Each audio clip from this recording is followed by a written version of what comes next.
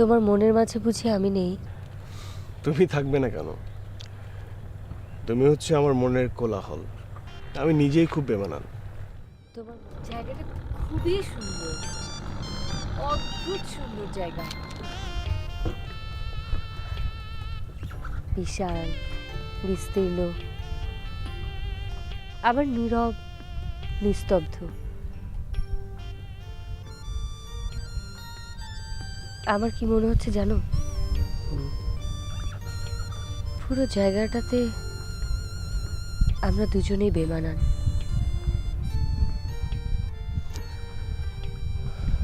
আসলে জায়গাটা আমার মনের মতো, বিশাল, বিস্তীর্ণ, আবার নীরব, নিস্তব্ধ। আমার মনের মধ্যে আমি নিজেই খুব বেমানান। তোমার মনের মাঝে বুঝি আমি নেই? তুমি থাকবে না কেন? তুমি হচ্ছে আমার মনের কোলাহল। তুমি যদি আমার মনে না থাকো তাহলে আমার মনটা মৃত। মানে আমি মৃত। কি বললে? কি বললে তুমি?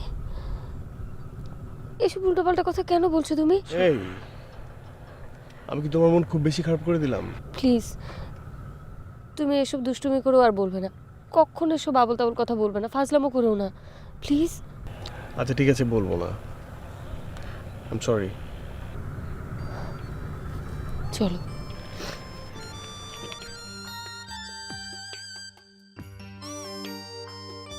সত্যি দাদা,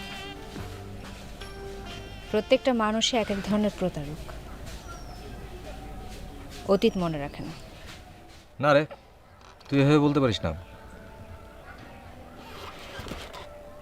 আসলে প্রতিটি মানুষকে ধরে রাখতে না পারার ব্যর্থতা কিন্তু নিজেরই। তো ভালো কথা, আমি আগেই পরশু দিন একটু দেশের বাইরে যাচ্ছি, একটা এক্সিবিশন আছে। কবে ফিরবে? মাসখানেক তো লাগবেই। আর তুই এত ভাবিস না, মানুষের জীবনই তো এরকম হয়, মাঝে মাঝেই হয়। চল উঠি। সেদিন যেন কি বলছিলে, তোমার সবচেয়ে বেশি ভালো লাগে কি কি করতে? জানি না। জানি না বললে তো হবে না, বলতে হবে।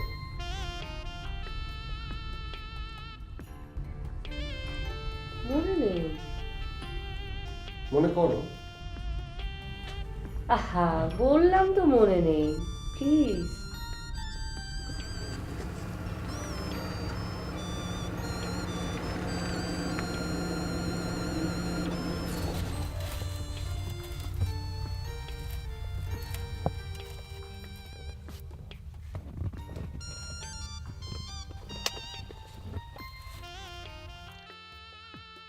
ওয়াও,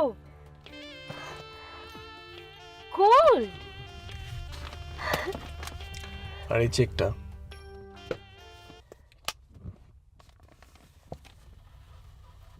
আমি কিন্তু শোধ করে দেব। বাসর রাতে? না। তাহলে কি এখন?